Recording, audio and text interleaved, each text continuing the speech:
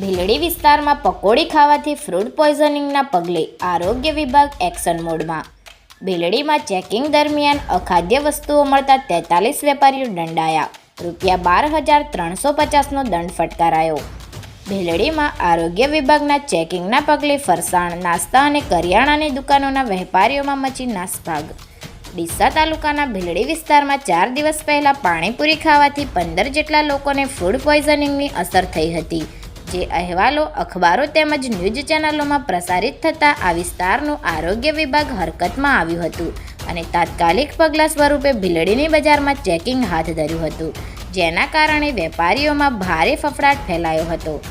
આરોગ્ય વિભાગે અલગ અલગ 2 ટીમો બનાવી ભીલડીની બજારમાં ખુલ્લામાં ફરસાણ વેચતા તેમજ વારંવાર તળવા માટે એકનું એક તેલ વાપરતા તેમજ ઠંડા પીણાની દુકાનોમાં એક્સપાયરી ડેટ થયેલા ઠંડા પીણા અને નાસ્તા હાઉસની દુકાનો સહિત ફરસાણના પેકિંગ, કરિયાણાની દુકાનો તેમજ હાથમાં ગ્લોવ્સ પહેરવાની બાબતોને ધ્યાને રાખી આરોગ્ય વિભાગની ટીમોએ ભીલડી પોલીસ તેમજ ગ્રામ પંચાયત સ્ટાફને સાથે રાખી સઘન ચેકિંગ હાથ ધર્યું હતું, જેમાં ચેકિંગ દરમિયાન ક્ષતિગ્રસ્ત જણાતા એકમોને નોટિસ આપી ₹12,350નો દંડ ફટકાર્યો હતો.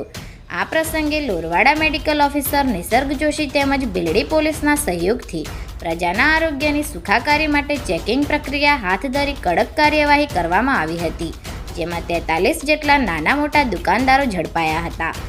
જો કે ચેકિંગના પગલે ભીલડીની બજારમાં ગણતરીના કલાકો માટે અમુક ધંધા રોજગારવાળા પોતાના ધંધા રોજગાર બંધ કરી દીધા હતા અને થોડા સમય માટે વેપારીઓમાં નાસભાગ મચી હતી. Report Vajeram Joshi, live the vision Bhildi.